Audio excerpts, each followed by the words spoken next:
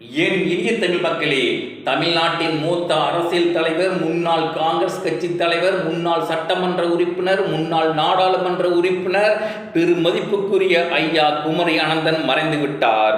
விடுதலை போராட்ட வீரரின் மகனாக பிறந்து தமிழ்நாட்டின் மிக நீண்ட தூய பொது வாழ்வுக்கு உரியவரான குமரி அனந்தன் தனது பேச்சாற்றல் மூலம் காங்கிரஸ் கட்சிக்கு வாழ்வளித்த பெருந்தகை.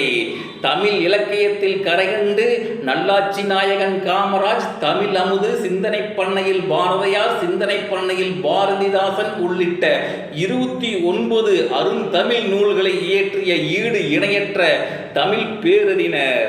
ஒரு முறை நாடாளுமன்ற உறுப்பினர், 5 முறை சட்டமன்ற உறுப்பினர், பனைமர பாதுகாப்பு, நதிகள் இணைப்பு உள்ளிட்ட கோரிக்கைகளை வலியுறுத்தி தமிழ்நாட்டில் அதிக நடைபயணம் மேற்கொண்ட தனிப்பெரும் தமிழர். காங்கிரஸ் கட்சியுடன் முரண்பாடு ஏற்பட்டு வெளியே வந்து காக்கா காந்தி, காமராஜ், தேசிய காங்கிரஸ், தோகா தொண்டர் காங்கிரஸ் இயக்கங்களை வழி நடத்தியவர். உள்ளின் செல்வர் ஐயா குமரி அனந்தன் மறைவுக்கு என்னுடைய புகழ் வணக்கம்.